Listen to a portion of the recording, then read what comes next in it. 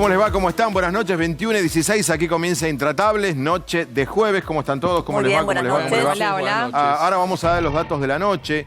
Por supuesto, lamentablemente sigue aumentando el número de víctimas fatales y también sigue aumentando el número de positivos. Pero antes queremos repasar una encuesta que la hacemos por tercera vez. Por tercera vez. La encuesta es la misma. Te la hicimos hace, creo que, ahora vamos a ver, 4 de marzo y 9 de marzo. El 4 de marzo te preguntamos, ¿qué te preocupa más, el coronavirus o el dengue? Quiero contar que 4 de marzo estábamos a un día de que ya había el primer positivo en Argentina. Sí. O sea, que la palabra coronavirus ya estaba. Ya estaba el debate de Ginés y que era importante. Bueno, contestó la mayor parte de la gente que le preocupaba, que nos preocupaba más el dengue.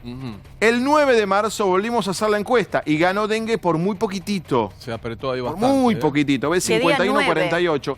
Venía de 68-32. El 19 de marzo fue la cuarentena, ¿verdad? El 20. El 19 de la noche se anunció. Sí. Pero el 3 fue el primer caso positivo, con lo cual estaba en los medios. Pero fíjate qué poco tiempo. O sea, si vos pensás que la gente contestó dengue mayoritariamente a 15 días de la cuarentena. No, a 15 días. Si te pones a pensar, 4 de marzo fue la primera encuesta, parece que hubiera pasado un año. Un siglo, exactamente, parece un siglo. El mes más largo, un mes que duró más que 30 y tantos días. Y marzo fue un mes que duró más que 31 días. Y vamos ahora a la que empezamos ayer, anoche, y ahora gana coronavirus. Pero no gana. Nosotros cuando pensamos dijimos, esto va a ser 95-5. No, 74-25. Es que tenés suponemos que acá este 25 debe ser mucho el interior de la Argentina. Sí, pero no solo el interior. Muchas zonas afectadas y muchos casos que conocemos todos, porque todos conocemos un vecino, el amigo de alguien que en la ciudad contrajo dengue. Hay zonas que están declaradas endémicas de dengue ya en Argentina. Chaco, entonces, ¿no? Por ejemplo. Sí, la parte del norte es muy preocupante. Sí. Sí, eso te iba a decir, porque yo conozco gente realmente que en este tiempo, como está la cuarentena, y muchos con casos de dengue en la familia. Muchísimos más de lo que me hubiera imaginado. Entonces, quizás yo, si me preguntabas, contestaba eso solo para poner en la encuesta un mojón, digamos, respecto de que no nos olvidemos de los otros temas de la salud. No nos vale olvidemos. Para el dengue, vale para los diabéticos, vale para los hipertensos, vale para finalmente, todo. Finalmente, 16 de abril, se presentó, en realidad mañana será oficialmente, pero hoy se presentó públicamente la oferta que Argentina le hace a sus acreedores externos, sobre todo más externos que nunca, los que tienen bonos en ley extranjera, en ley de Nueva York. Vamos a hablar mucho del tema, si la propuesta es buena, si es mala, si es muy dura, si es muy hostil, si es muy blanda. Hay 30 opiniones diferentes, como siempre pasa en situaciones como esta. Argentina es un país con mucha experiencia en defaults, es un país con mucha experiencia en negociaciones de deuda. Cuenta la leyenda, yo creo en esa leyenda, que cuando iniciás una negociación se termina bien. Si no, la empezás. Pero bueno, ojalá que así sea. Actualizamos números de hoy. Este es el parte del día de hoy. Tenemos en la Argentina 98 casos nuevos, totaliza 2.669, 10 nuevas muertes, 122 en total. Hoy tuvimos como un dato importante que no aumentó mucho el número de camas de terapia intensiva, porque estamos en 117, nos mantenemos en ese promedio. Como dato bueno, Catamarca mantiene también en 0 su número de positivo. Formosa también está en 0. Recordamos que ya Chubut ha tenido un caso y en el día de hoy ha sumado 9 la provincia de Río Negro, 13 la provincia de Córdoba y sumó 5 la provincia de Mendoza. Estos son los números del día de hoy, con un promedio de 580 por millón la cantidad de test en aumento en la Argentina. Bien, a ver, hay una nota que publicó Perfil hoy, ¿no? Sí. ¿En qué puesto estamos de testeos? Y no es la más favorable de todas. En cuanto a un ranking, no es lo más favorable. ¿En qué lugar estamos? Porque vi el título, pero no vi. 70. Creo que 70. ¿70 de cuánto? Estamos de lo peor, porque más o menos al nivel de África y de América Central en ese tema, pero está muy discutido la utilidad también. Es el otro tema, es verdad eso. Bueno, son dos estrategias distintas entre los países que han elegido un testeo masivo en contra de una cuarentena tan restrictiva como es la que tiene Argentina, contra los que han sido extremadamente inflexibles con la cuarentena y con un testeo más bajo. Siempre es un poco el país rico que puede destinar recursos en testeos masivos contra los que no lo tienen. O el país que se acordó antes y compró antes los testeos. Atención con esto que va a explicar Úrsula. Después vamos a ir con los, porque da para mucho lo de los mayores de 70. quiero la definición de caso. Esto que va a explicar Úrsula es muy importante para que nos están viendo en la casa. Caso sospechoso, ¿verdad? Caso sospechoso. Claro, ¿cuándo sos caso de coronavirus? Porque esto se va actualizando todo el tiempo. Y ahora, por ejemplo, tenemos una placa, creo, también de esto. Apareció el olfato. Claro. Apareció la pérdida de olfato y pérdida de gusto, no que estaba. hasta ahora no estaba o estaba en Argentina, asociado. estaba en el mundo. Acá no. Claro, si pero era siempre un síntoma secundario y hoy por hoy ya es un síntoma que tiene tanta prevalencia en el diagnóstico como puede ser el dolor de garganta o ahí tenés la fiebre. Hay que decir de la fiebre esto. Nosotros acá preguntamos varias veces a muchos médicos qué era fiebre. La pregunta parece boba, 30. Pero bueno, y nos convenían contestando 38, 38 y medio. No. Y hoy no, hoy dijeron fiebre es 37,5. Y la explicación... Para mí era 37 siempre la fiebre, no, pero... eso, ¿cómo es febrícula? Febrícula. Para mí era 37, pero bueno, 37,5. La explicación que pone el ministerio ante tanto quejoso que están... que por qué si no era barbijo, ahora es barbijo, que por qué si era mirando el norte, ahora es mirando el sur. No, pone, eso a los médicos. La definición de casos es dinámica y puede variar según situaciones de epidemiología. ¿Por qué? Porque se discutía que vos tenías que tener fiebre siempre y algún segundo síntoma, tos, olfato, o qué sé yo, ¿cuál otro teníamos? No, el dolor respiratoria de garganta, falta de aire. Esto digamos que es oficial del ministerio, Úrsula. Esto es oficial del ministerio y tiene que ver también con el relevamiento que se hizo sobre los casos, digamos, los casos fatales, los casos que ya han sido dados de alta, que ya son 630, 631. En no todos los casos había fiebre, en no todos los casos había insuficiencia respiratoria, en no todos los casos había dolor de garganta. Repitamos, entonces porque eso va no es cambiando. que esto elimina los anteriores. No, para nada. Fiebre de 37,5. Fiebre de 37,5. Dolor de garganta. Y en la población general se empieza a segmentar. En la población terminemos general, con los síntomas, vamos por partes. Tos. 37,5. Tos. Dolor de garganta. Pérdida del olfato. Pérdida de gusto. O sea, eso. Y insuficiencia respiratoria. Ahí está. Pero no todos juntos. Claro, con dos fiebre y uno de los otros ahí ya está. Por eso digo, ahí empezás a separar. La población general se atiende unos síntomas. En el caso del personal de salud, por primera vez se hace otra segmentación. A ver, repitamos bien, porque esto es muy importante para la gente. Fiebre 37 o más. Sí. Y uno, no todos, uno de que sea. 37 y medio y tos. 37 y medio o odinofagia, que es dolor de garganta. Dolor de garganta. Y hay una parecida que es dificultad al tragar cuando comes. ¿Podían el Ministerio de Salud, una sugerencia, evitar la terminología médica estrictamente de vademecum? Dificultad respiratoria. No, ¿sabes por qué? Voy a decir algo a favor de ellos.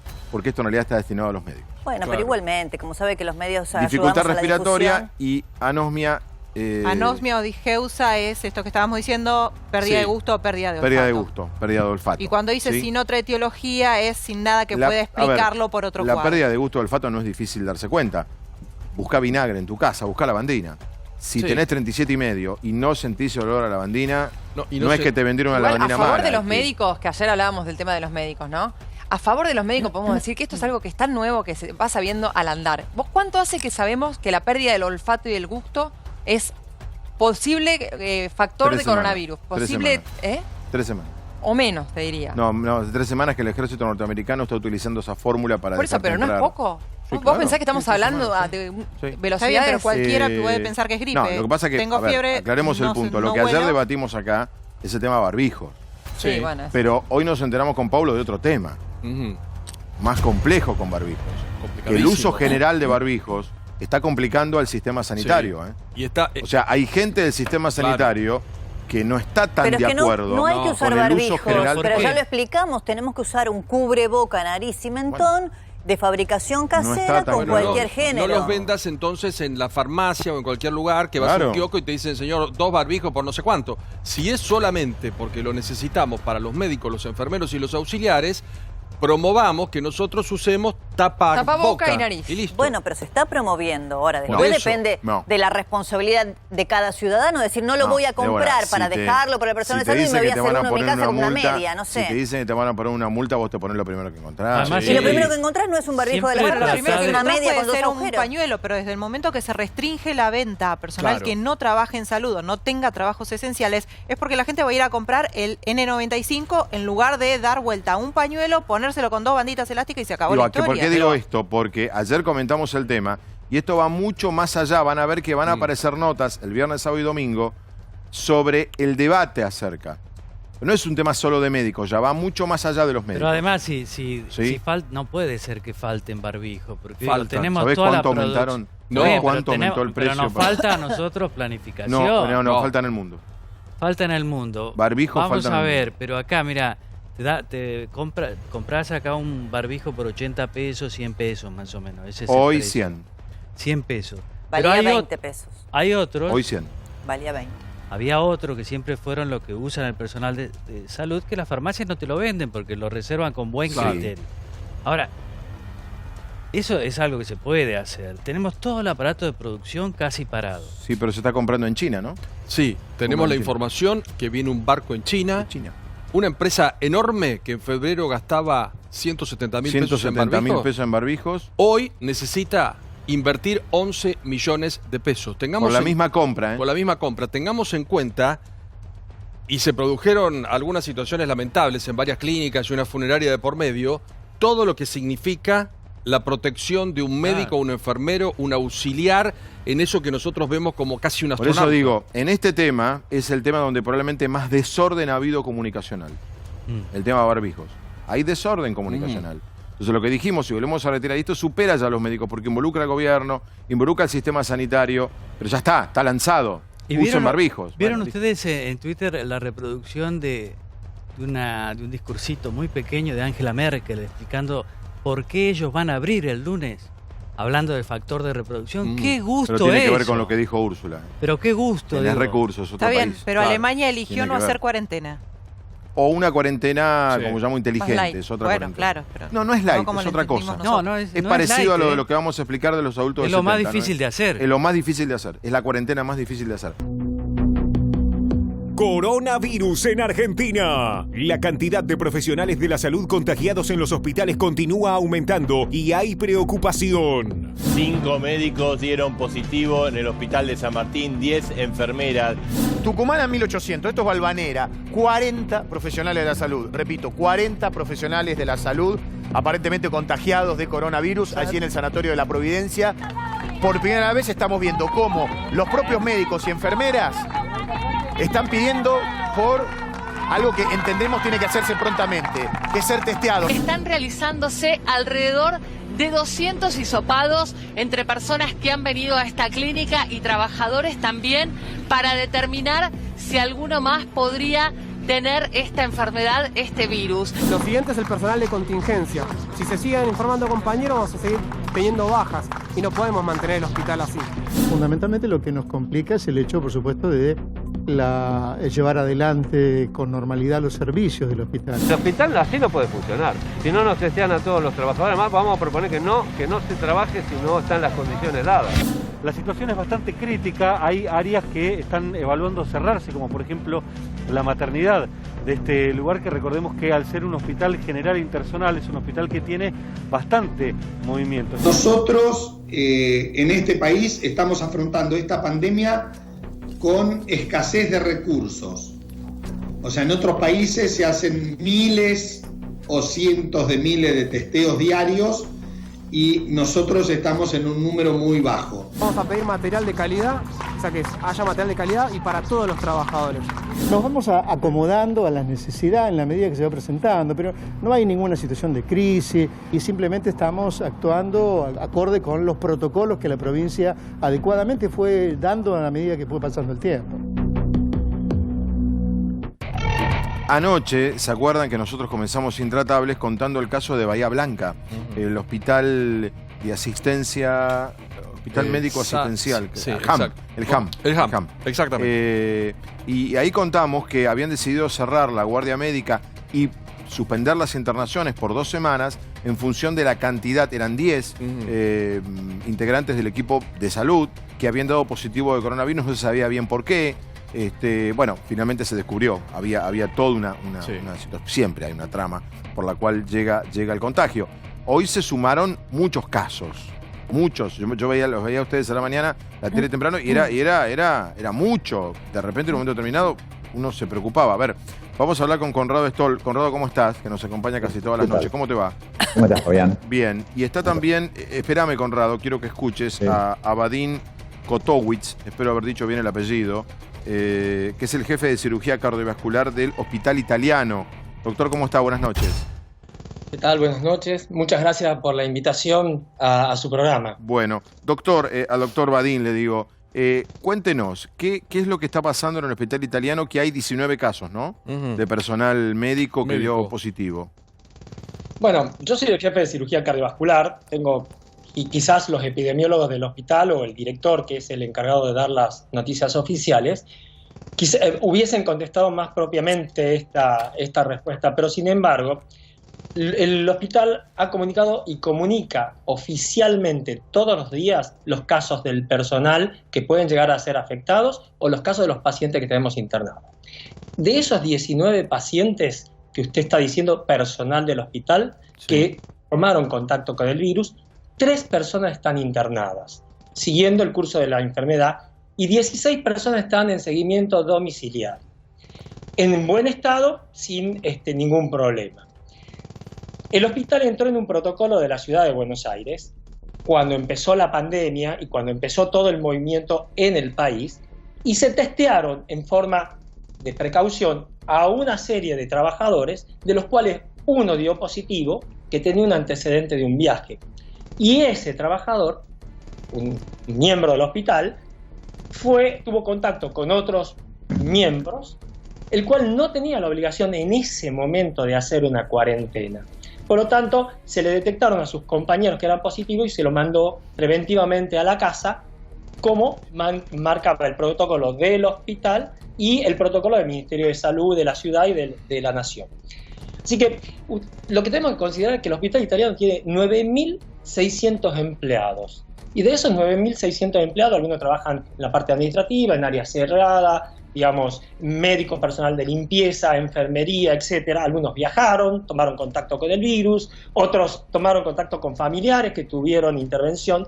En la investigación epidemiológica del hospital, solo 3 tuvieron contacto directo en el hospital, 2 exactamente en el hospital, y este paciente que fue de viaje. 2 tuvieron contacto directo con los pacientes y se contagiaron, y este paciente de viaje, y todo lo demás son contactos indirectos por diferentes razones. O sea, no es que hay un contacto de circulación de virus institucional, como por ahí quizás... a ver, doctor, la pregunta, y usted adelantándose a la pregunta que le iba a hacer, la acaba de contestar, pero igual la voy a hacer. ¿No hay ningún problema entonces para algún paciente? Porque el Hospital Italiano es una de las instituciones privadas más importantes de Argentina, ¿no? Sí, claro. Sin duda, de gran confianza, prestigiosa, de larguísima trayectoria.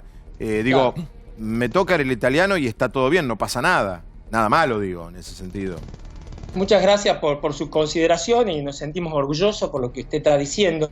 Nosotros en el hospital tenemos todo un comité de crisis manejado por la dirección del hospital, por todos los miembros, enfermería, infectología, etcétera, en donde se determinan protocolos de protección para el personal del hospital y para todos los pacientes. Y para que tengamos conciencia de lo que es la información real, la verdadera información. Un dato interesante es que en la Argentina se mueren por patología cardiovascular al año casi 100.000 personas, entre 96 y 100.000 es una constante. Y se ha logrado bajar la mortalidad cardiovascular con el tratamiento médico y de intervención. Si nosotros creamos pánico con los pacientes, aumentamos la mortalidad. Y esto está totalmente publicado en todos los medios internacionales y locales. ¿Y sabe cuánto aumenta la mortalidad del paciente cardiovascular por no venir por miedo a las instituciones? Un 30 a un 40%. Bueno, pero doctor, disculpe, porque si no... Ahora vienen los peros, ¿no? Claro, yo dije ahora viene pero en una cuestión defensiva. Primero, creo que la gente no va porque hay una campaña donde se hizo muy fuerte el hecho: no vayas a un hospital, no vayas a una clínica, manejate telefónicamente, no concurras a ninguno de estos centros. Segundo, si hay 3 y hay 16 aislados, esto pasa en el Hospital Italiano, pasó en La Providencia, pasó en Bahía Blanca, pasó en San Martín, porque si no vamos a estar con esta historia Y creo que lo dramático y lo grave es que tengamos médicos, enfermeros o auxiliares de salud que tengamos que apartarlos porque estén infectados o porque tengan que hacer cuarentena. Después la discusión entre ustedes con los gremios o con medios que dan números que no son ciertos, me parece que es otra cosa. Lo grave es que en cualquier institución, desde la número 1 a la número 100, el frente que está integrado por médicos, enfermeros o auxiliares va a pasar como pasó en Italia y en España, donde hemos tenido casos de médicos y enfermeros contagiados. Me parece que eso es lo central, no la discusión entre las instituciones a ver quién tiene más o quién tiene menos. Yo también los respeto, sé cómo trabajan, pero les puede pasar a ustedes y a todos los hospitales del país y las clínicas que cualquiera se puede lamentablemente contagiar o haber un descuido o un percance. Yo estoy totalmente de acuerdo con usted en dos conceptos. Una, alentamos a los pacientes no venir al hospital y a las consultas médicas en todas las instituciones. Nosotros en el hospital tenemos organizado la teleconsulta, contactamos personalmente a los pacientes por teléfono o a través del sistema de computadoras y hacemos teleconsulta permanente. Cuando el médico determina que hay gravedad en la consulta que está haciendo, se le crea canales directos a ese paciente para que concurra en forma segura a la institución para proteger y que no sea, entre comillas, la palabra sería una víctima del coronavirus en forma secundaria. Y por otro lado, también tiene razón que las instituciones en alguna medida se contagian, los médicos que están al frente, por diferentes razones. Algunas son descuidos, otras los pacientes no informan que estuvieron de viaje, por ejemplo, y cuando uno le hace el triage, a veces el paciente está de frente a otro médico. Esto pasó anteriormente a poner los protocolos tan estrictos como están funcionando en este momento, y esos médicos o personal de salud que estuvo enfrente de esos pacientes, inmediatamente lo identificaron y vino todo un equipo que los contuvo.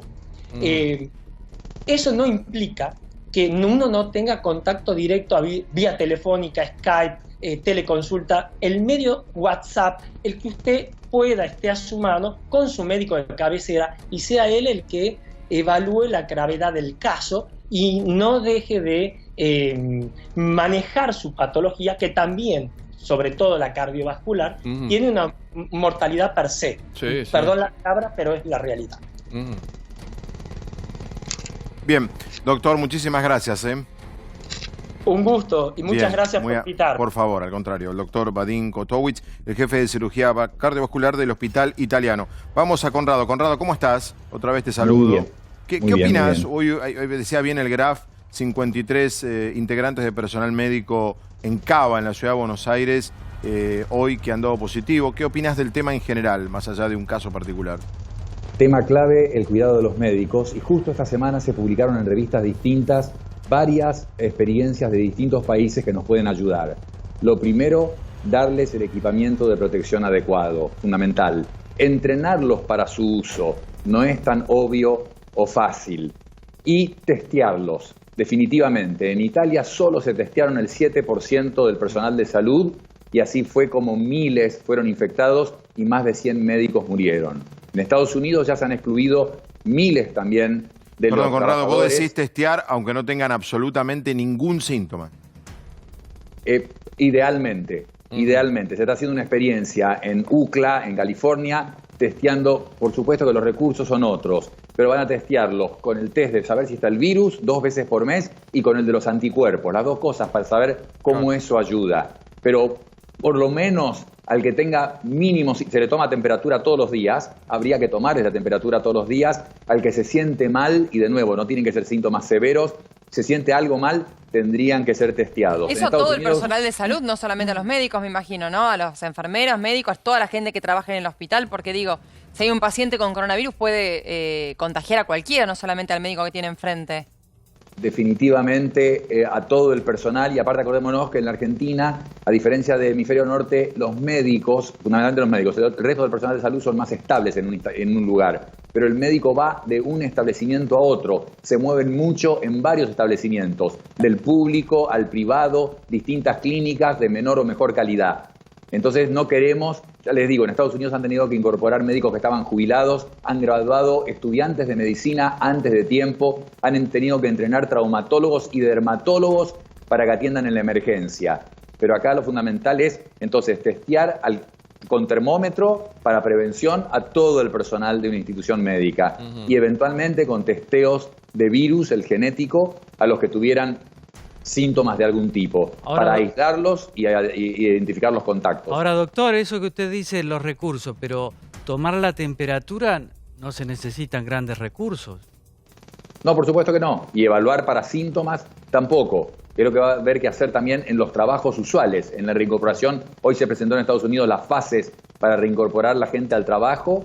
¿Cómo se va a hacer? Y una de las características va a ser tomar temperatura. La gente que se siente mal no vuelve al trabajo y se queda en su casa. Claro. Pero en el caso de los médicos o del personal de salud, además, en este caso, habría que testear. Doctor... Espera que Úrsula quería. Perdón. Doctor, buenas noches. Me llama la atención algo que dice usted recién cuando explicaba sobre los recursos y que hay que capacitar al personal de salud en cuanto al descarte de los elementos que les estén dando de protección a ellos. Salvando a los infectólogos, que son especialistas en esto, ¿el resto del personal no sabe cómo descartar el barbijo, cómo descartar estos mamelucos, los guantes? Los médicos de terapia intensiva, los emergentólogos, sí.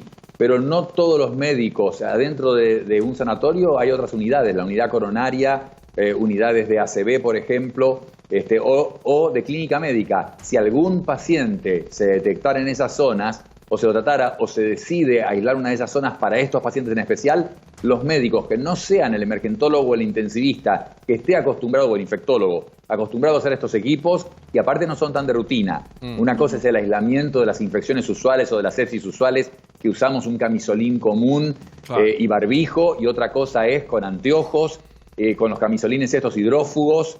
No es el mismo equipamiento que para las infecciones comunes. Es un equipamiento especial, definitivamente yo diría que requiere un entrenamiento, la colocación y sacarse todo este equipamiento. Definitivamente habría que hacerlo. Porque entonces ahí tenemos un problema, que es no solamente hay escasos recursos de protección para el personal, sino que también esos pocos recursos que haya no se usan como corresponde.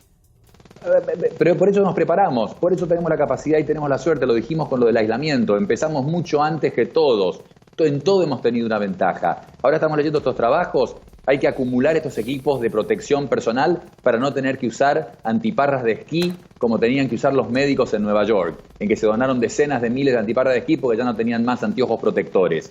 Entonces tenemos que ir acumulando los equipos de protección, preparando a la gente cómo usar ese equipo de protección, cómo se intuba un paciente con COVID-19. No se intuba de cualquier forma, se aísla la cabeza con un cubo de acrílico o una bolsa, porque si no en el proceso de intubación puede liberar cantidad de virus. Hay cantidad de cosas que se hacen de forma distinta y tenemos el tiempo para prepararnos porque sigue sin haber una cantidad excesiva. Como vieron ustedes el número de hoy, sigue siendo una constante, una velocidad constante de aumento. No ha habido aceleración exponencial. Eso te quería preguntar, ¿cómo ves la famosa curva? ¿Cómo la ves? Aplanada. Bueno, hace una semana hablamos cuando se habían cumplido 11 días para que se duplicara. Eso fue hace una semana más o menos, Fabián. Hoy, y porque habían 2.000 ese día, hoy hay 2.600 una semana después. Estamos muy lejos de la duplicación.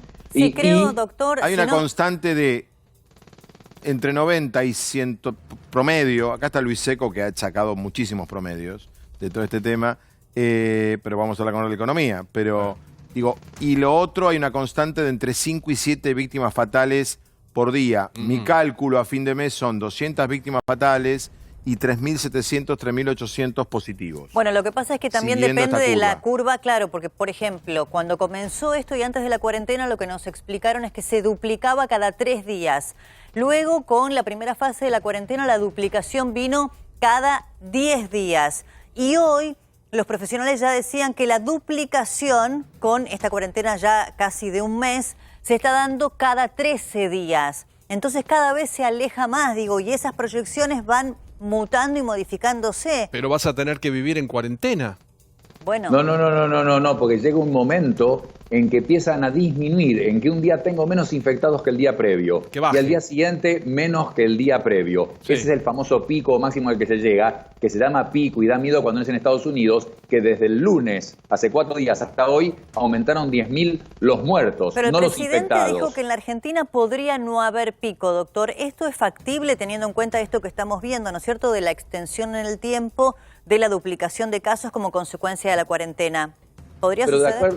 Totalmente de acuerdo si lo dijimos acá. Por eso dijimos que no lo llamáramos pico, que habláramos más de una meseta. No parece que va a haber un pico. El pico quiere decir que es un exceso, que es que saturó al sistema de salud, la cantidad de infectados. Aquí probablemente no se llegue a ese punto. Ese es el esfuerzo que tenemos que hacer. Y ya lo que se ha visto claro, lo más claro de todo cambia todos los días. Los tratamientos, el método de diagnóstico, si anticuerpos sí, anticuerpos no. Todo eso cambia. Lo que no ha cambiado es que el aislamiento, el distanciamiento físico y la máscara con el jabón en las manos frecuentemente, eso hace el 90% de la contención de la epidemia.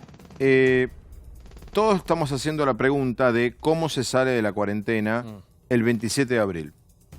Yo te voy a hacer la pregunta exactamente al revés. ¿Y si el 27 continuamos como estamos hoy? Si el 27 continuamos como estamos hoy, que quiere decir que los números aumentan a velocidad constante, que esto sigue sin hacerse exponencial, y se siguen aumentando los testeos, 2.000 hubo ayer. Sí. Acuérdense, habían unos pocos cientos, ahora están haciendo regularmente más de 1.000 o 2.000 varios días. Y por ahí se puede llegar a hacer, y se debería en algún momento, si se dan los recursos, algún testeo aleatorio en algún área, San Isidro, Sí. Malvinas Argentinas, pero la pregunta mía era esto. Pero te contesto. No te preguntaba de testeos, te preguntaba de si seguimos con la misma cuarentena. Tenés razón. Si sigue como hoy, que quiere decir que sigue un aumento constante, es probable que se pueda liberar por fases.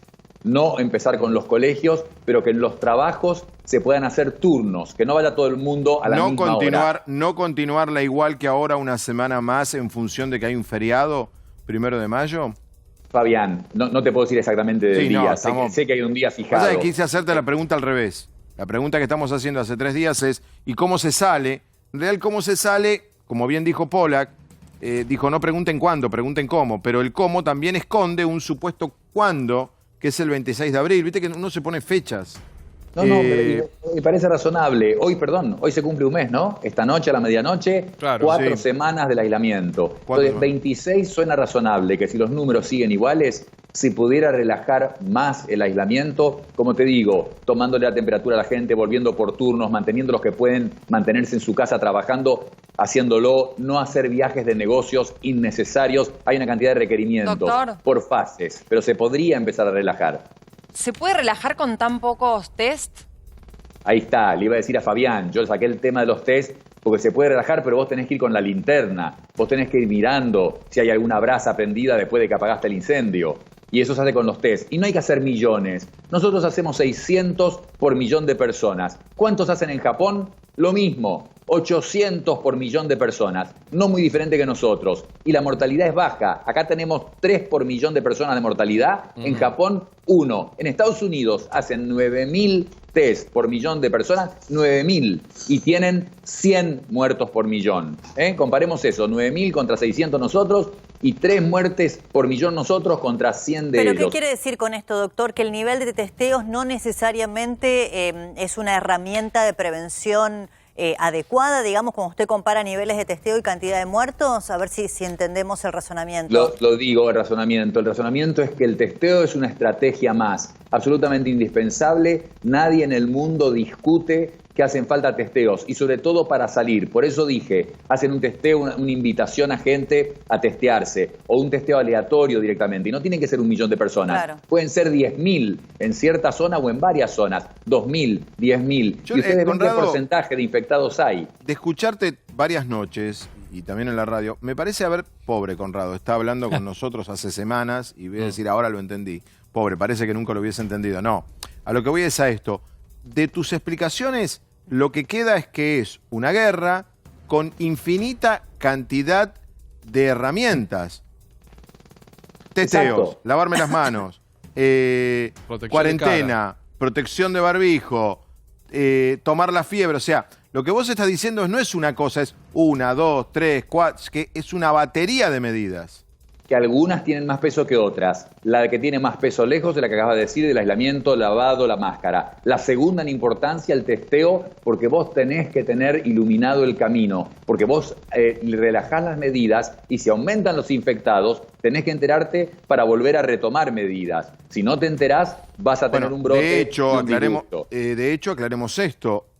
No sé en qué punto está, le perdí la pista hoy, cómo está la cuestión de que la provincia de Buenos Aires va a ser tengo entendido, una especie de semáforo rojo, naranja, amarillo, verde, para liberar algunos municipios. No sé ni cuándo, ni cómo, ni qué. Y ahora, ¿ese semáforo se ha hecho en función de testeos?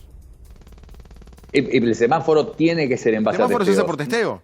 Pero no hay otra forma. Claro. Ahora, bueno, y densidad poblacional, ¿no? Y cantidad de habitantes. No. Porque hay algunas zonas también que tenés más facilidad para liberar, Fabián. Si el testeo te dio 0, estás en semáforo verde. Bueno, el testeo aleatorio. Que creo que son 50 y cuántos casos. No, donde no hay, no hay. Sí, donde no hay. Claro, bueno, está bien, pero vos tenés más posibilidades de liberar. Por ejemplo, la provincia de Buenos Aires, que vos mencionabas. Hay municipios realmente que son municipios menos poblados, municipios donde vos tenés más facilidad para realmente volver a la actividad que en otros. Bien, chicos, está bien, pero aún así la provincia de Buenos Aires es la región con transmisión comunitaria que más ha crecido en los últimos reportes de esta última semana. Lo dijo el ministro ayer. Claro. El problema es el corredor del Gran Buenos Aires. A ver, esto es lo que vos decías. Perdón, Conrado, no sé si tenés un monitor. Estamos poniendo al aire lo publicó Perfil hoy, yo lo vi en Perfil en base a datos de la OMS, ¿no? Ahí está, 70, sí, de la OMS. Eso es oficial, listo. Coronatest, el ranking mundial, primero Islandia, segundo Emiratos Árabes Unidos, hay que decir 2 países, chicos. Bahrein, Noruega, Suiza. Suiza en un momento tenía uno de los índices de positivos más altos contra población. ¿Se acuerdan cuando esto comenzó? Brasil, 68. Granada. ¿Se acuerdan de Granada los que tenemos mucha edad? La que invadió Reagan. ¿Te acuerdas? ¿Te acordás, no? Al año 80. Todavía me acuerdo. Sí. Argentina en el puesto 70, Jamaica en el 71 y Ucrania, país grande Ucrania. Pero perdón, en el puesto 70. ¿ese 157 qué es? No, pero es promedio. No, son 157 testeos por habitantes. Pero no, hacemos pero ese dato hacemos como 580 por millón.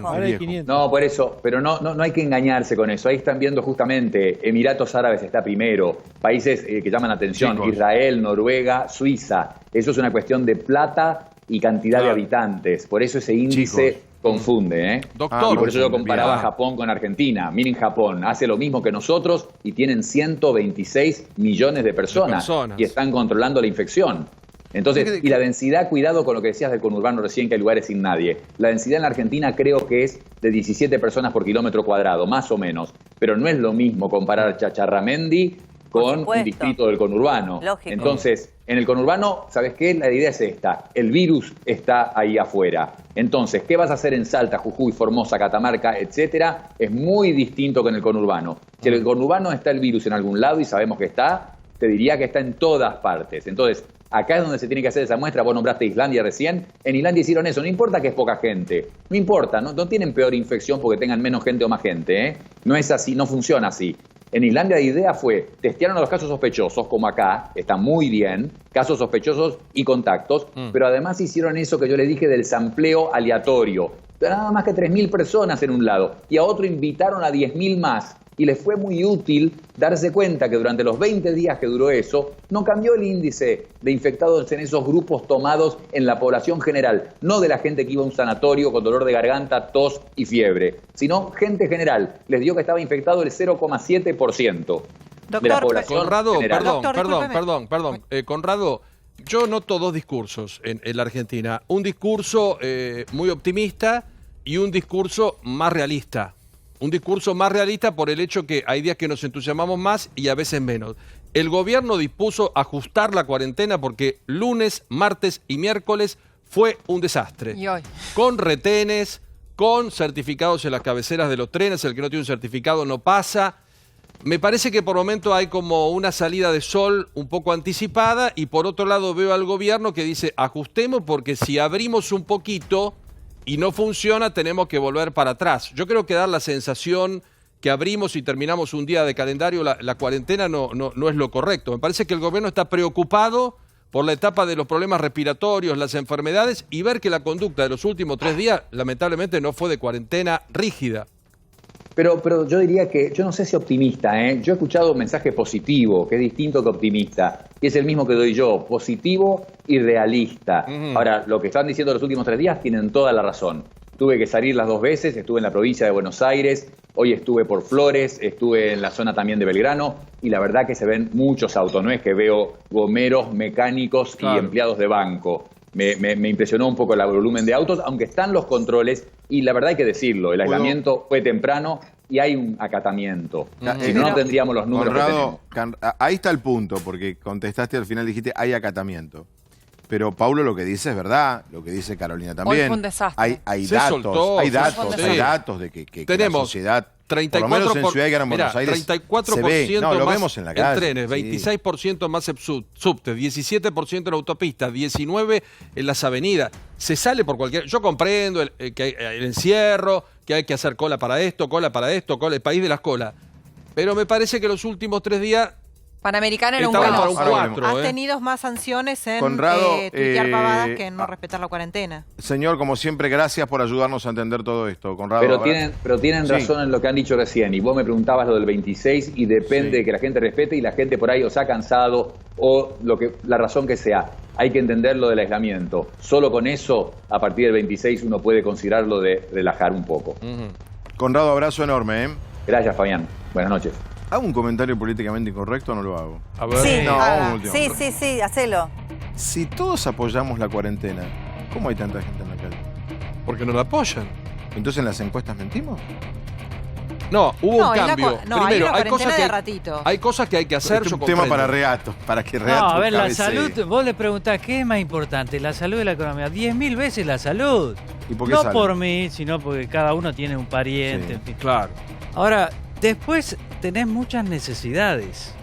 A mí lo que me llamó la atención es que vi mucha gente hoy, pero todos los locales, casi todos cerrados. Entonces, hay una necesidad, se ve, de salir a hacer trámites. Yo coincido con Paulo. Hoy se notaba. Hoy particularmente. Bueno, hoy había mucha tránsito. Hoy en Panamericana, en el retén pero que se hay puede en entender el... que no se respete la cuarentena en gente que pueda tener una necesidad, que tenga que ir al banco. Ya lo hemos hablado en los últimos programas, que necesiten cobrar determinados bonos, que necesiten ir a cobrar jubilaciones. Hoy lo que se vio en la calle no es necesariamente eso, mucho auto. Y si realmente, voy a decir algo que quizás es antipático, si la cantidad de gente que hoy estaba en la calle tenía que ir a trabajar, esta es la Argentina del pleno empleo. Es inexplicable la cantidad de gente que hay. ¿Qué había? En provincia de Buenos Aires me paso, Constitución? En provincia de Buenos Aires la recorro de cabo a rabo entre mi casa y el trabajo. Y había más tránsito que antes de la cuarentena. No quiero estigmatizar, pero la acera Civilingurs, porque nadie se ofenda, está lleno. ¿Es un barrio de emergencia? No, habrá muchos mecánicos, muchos gomeros. Pues no hay gomería, no hay talleres mecánicos. Hay 2 bancos. ¿Pero qué pasaba? Hoy en el retén de Panamericana había más gente que nunca. Hoy, y le pregunté a la gente de prefectura, ¿qué pasa hoy? ¿Pasó algo? No, me dice, hoy parece que salieron todos juntos. O sea, a ellos mismos les sorprendió. Hay que decir una cosa, todo el mundo con barbijo. Como decimos una cosa, decimos la otra. Quizás eso también explique que se haya violado la cuarentena de este modo. Porque vos por un lado tenés 2 discursos. Aguantame que ya vamos con todo el paquete económico.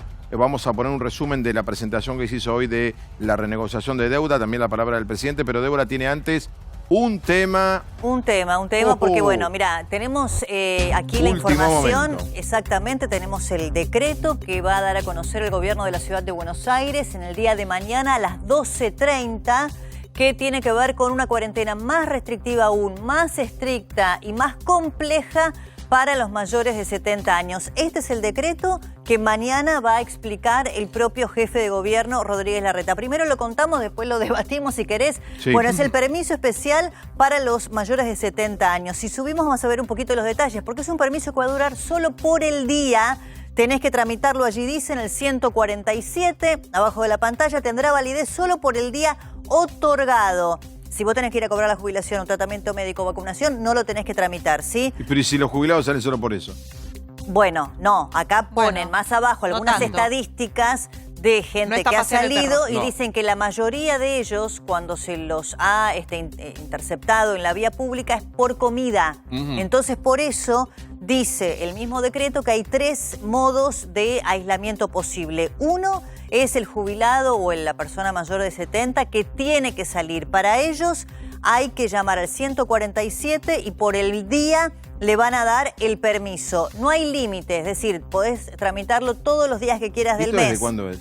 Esto a partir de mañana 12:30 se da a conocer, ¿sí? Que empieza en Ciudad. Mirá, ahí está. Y no sé cómo es la réplica, Se busca, 1, que no puedan salir. El permiso obligatorio en la medida de mayor impacto y circulación. Trámite telefónico del 147. Yo me imagino a la gente llamando al 147. Ahí te atiende un operador, según dice el decreto, ¿no es cierto?, que explica el gobierno de la ciudad.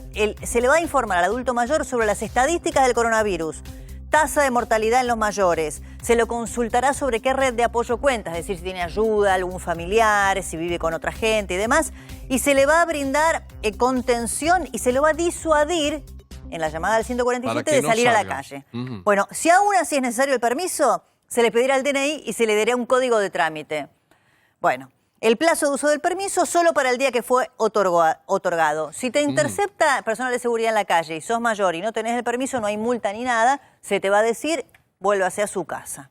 ¿Sí? Ante la repetición del incumplimiento, podrá dictaminarse trabajo comunitario. Esta parte, bueno, pero no. ¿lo podemos dividir en dos?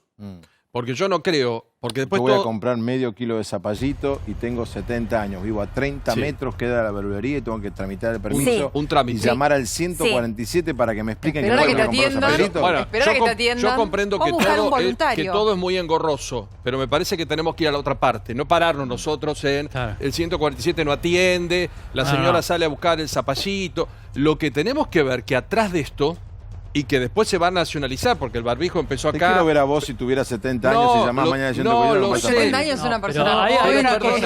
Perdónenme, lo entiendo, pero también entiendo lo que muchos te dicen, que podemos ir a una etapa compleja, más allá de cierto optimismo, que nos puede llevar al hospital o al cementerio. Pero Paulo, espera, entonces, yo entre ir a comprar el creo... zapallito o ir a pago fácil 8 millones de veces por día y no poder salir. A mí me parece que la cuarentena está concientizar. muy bien.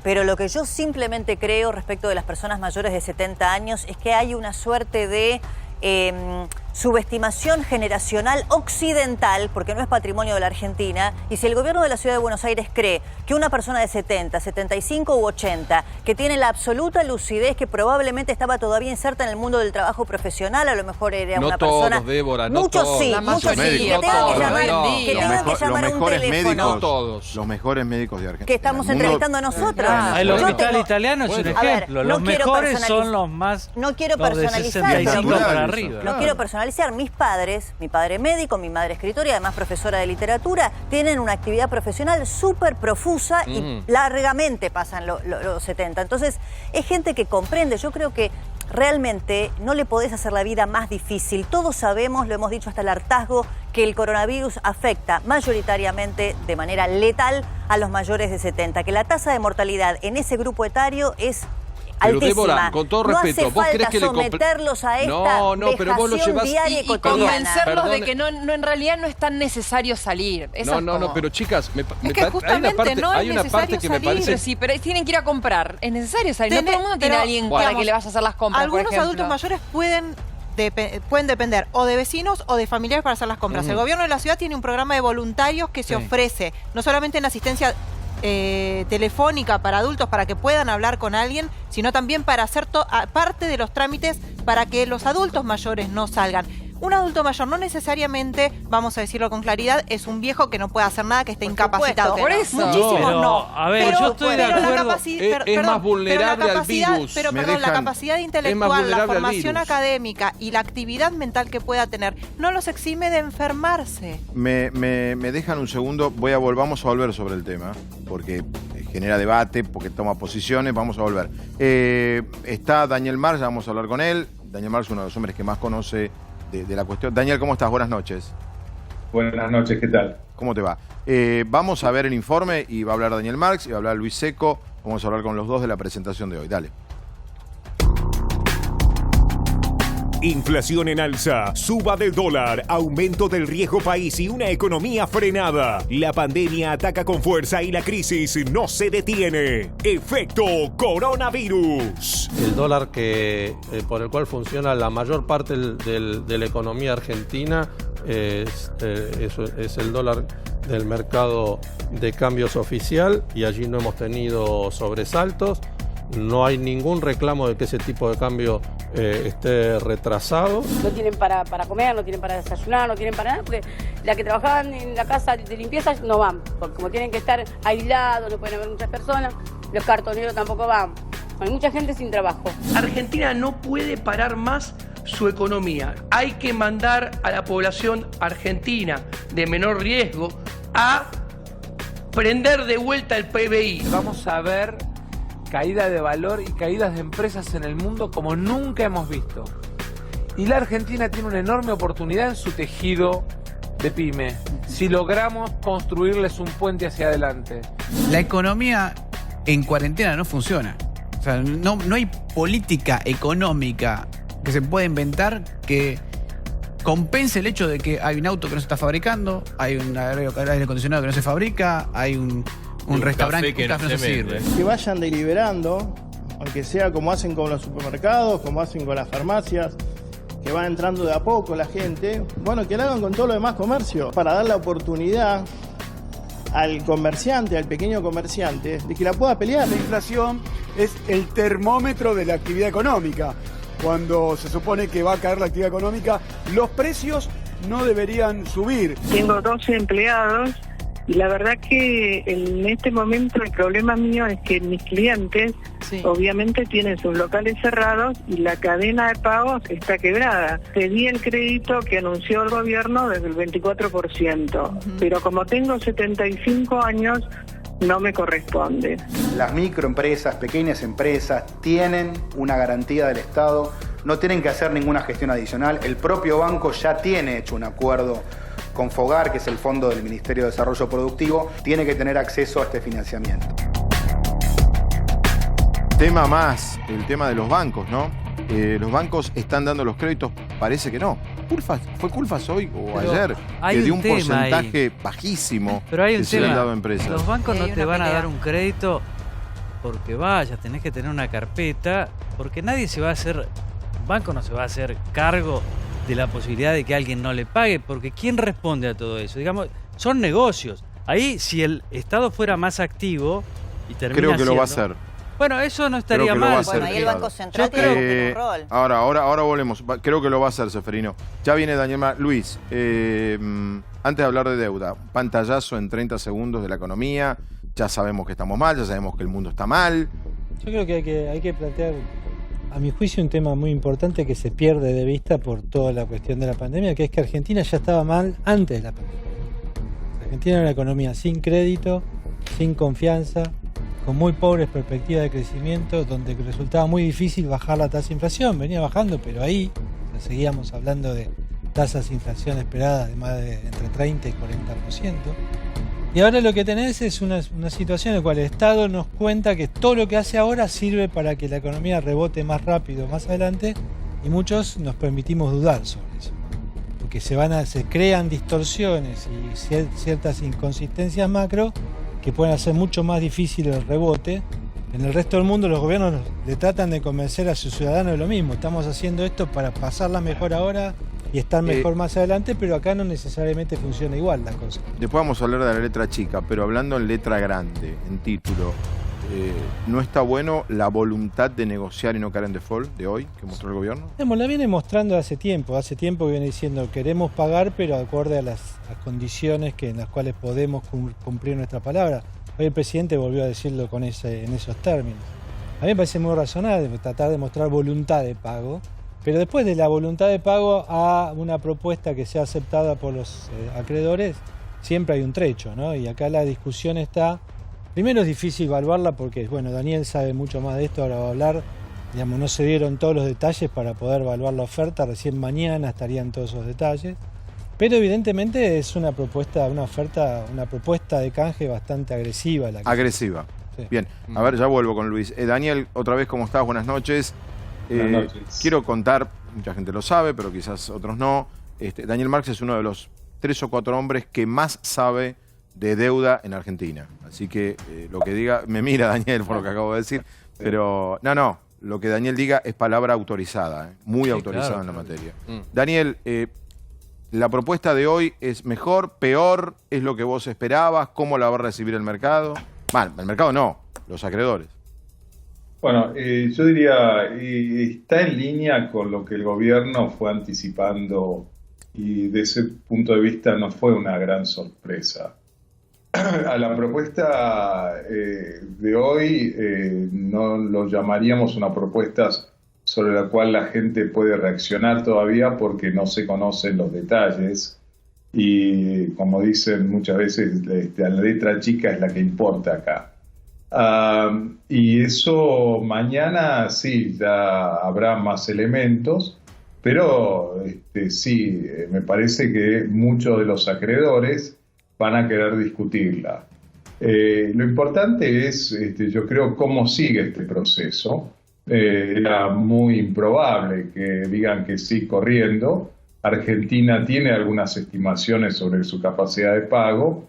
Los acreedores dicen puede ser, pero hoy sin duda hay un efecto que ellos califican como temporario y esperemos que así lo sea, pero nadie lo sabe, que son los efectos de la pandemia que aún empeoraron las perspectivas, por lo menos en el corto plazo. Y después viene toda la discusión de fondo dentro de varios años. ¿Cuáles serían los términos que Argentina arregla con la deuda?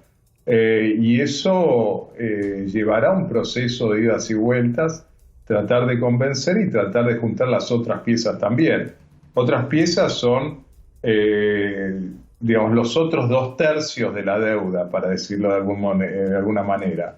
Los acreedores privados de los bonistas, para sobresimplificar, es 1/3, el otro 1/3 son los organismos de crédito internacional y Club de París, y el tercero son una mezcla entre deudas intragubernamentales y las deudas que tienen estos organismos con terceros. Por ejemplo, el Banco Central con el público, que esto lo quiere mantener y proveer medios para que no haya disrupciones en el sistema de pagos y en lo que puede ser, Daniel, reconstruir la confianza en Argentina.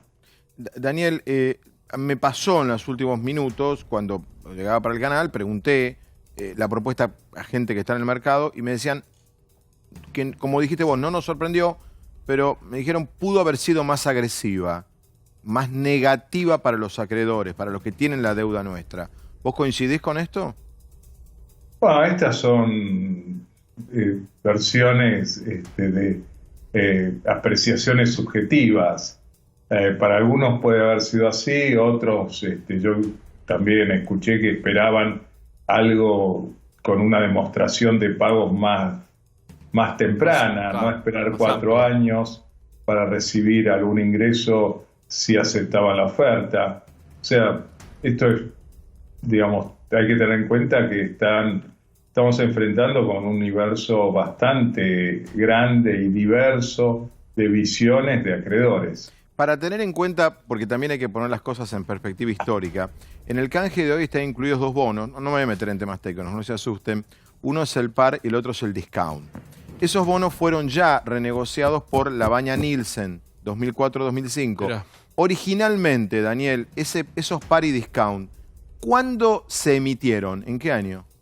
Bueno, en 2005. Es decir, ¿Y esos venían de qué deuda? No, eso venía de las deudas acumuladas previas al 2001. O sea que estos bonos que nosotros mañana hacemos una oferta, es una deuda que en realidad arrancó a mediados de los 90. Digamos que sí, o la segunda parte de los 90 más que a mediados. Segunda parte de los 90. Y si querés, la deuda de los 90 había arrancado en fines de los 80. Y si queremos, Perón terminó de pagar el préstamo a la Baring Brothers, ¿no? Digo. Sí, tengamos en cuenta que estamos refiriéndonos a los títulos, porque las deudas, todos los países las tienen, suben y bajan a lo largo del tiempo y en general renuevan una parte importante, y estos son herramientas de manejo dentro de la volatilidad o los cambios de la cuestión fiscal y del ciclo económico en consecuencia. ¿Vos le recomendarías al presidente utilizar el concepto fue default virtual? ¿Vos le recomendarías al presidente utilizar ese concepto públicamente? Es difícil usarlo, hay que después definirlo. Cuando hablaba de default virtual, creo que más que todo se refería a lo que fue fines del año pasado, donde Argentina ya había hecho un reperfilamiento de deuda, incumplido lo que eran los términos originales de la deuda bajo legislación local. Sí, la decisión Lacunza. Sí. Ahora, fue en esa época. Yo no cargaría las culpas individualmente, porque fue un proceso. Marx, una pregunta. Sí. ¿Cuánto prevé usted que durará esta negociación? Bueno, es difícil de predecir porque depende de cómo se unen las voluntades, cómo se maneje el proceso y cómo evolucione la economía, porque reconozcamos que partimos de una situación muy incierta, muy extraordinaria en la economía para empezar. Y la deuda en general refleja los términos financieros de un funcionamiento de la economía. Entonces, esos son indicaciones que puede llevar un tiempo. ¿Uno lo puede zanjar? Creo que la respuesta es sí, pero va a llevar por lo menos unas cuantas semanas. En muchos países tardó años, así que es... No, solo... Sí. Espera que Luis Seco quería hacer una... Daniel, solo para agregar que es lógico pensar que en los 20 días que dice Guzmán, que dijo hoy Guzmán que se podría, o tendrían los acreedores para dar una respuesta a esta opción de canje, a esta propuesta de canje, tenemos que no podemos perder de vista que el 22 de abril hay un vencimiento. Sí. Es 30 días más para honrarlo de y no caer 503 millones de dólares. Sí, y no caer en default, pero evidentemente tampoco se puede alargar mucho. ¿Vos lo pagarías ese vencimiento? Yo lo pagaría, sí. ¿Vos, Daniel, pagarías el vencimiento próximo de 503 millones de dólares? No, yo creo que ya Argentina está jugada. No, eso no se va a pagar, en mi estimación. Ya postergó todos los vencimientos de capital e intereses sobre la deuda en moneda extranjera bajo ley nacional, tiene las reservas que han venido agotándose.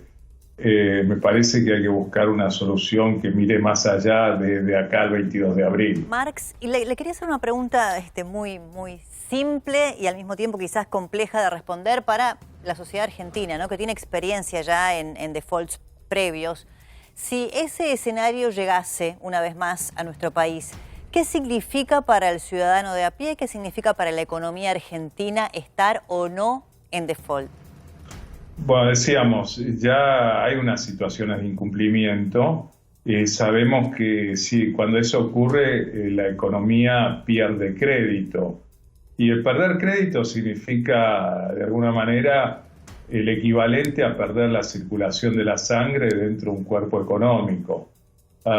Y se resiente desde el horizonte de planeamiento para las inversiones hasta lo que puede ser la credibilidad incluso del peso, porque la gente en esas circunstancias puede llegar a pensar que el dólar es mejor refugio. Bueno, hoy ya sucede, desde hace mucho en Argentina. Por eso se anticipa además.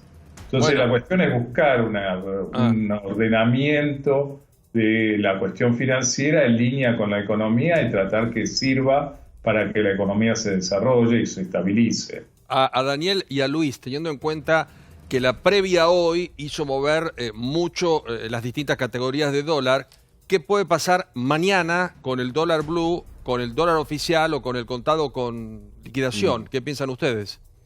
Se ha movido mucho en base a rumores, ¿no? Por ejemplo, la caída de hoy de algunas de las variantes del dólar se debió a un rumor sobre la eventualidad de evaluar tenencias de dólares de algunos fondos al tipo de cambio oficial, entonces la idea era salir a venderlo hoy rápido, se vendió y entonces cayó. Claro. Parece que estamos muy sujetos a esta ola de rumores y antes subía porque no se sabía bien cuál iba a ser la propuesta. Además. Hoy ya la sabemos.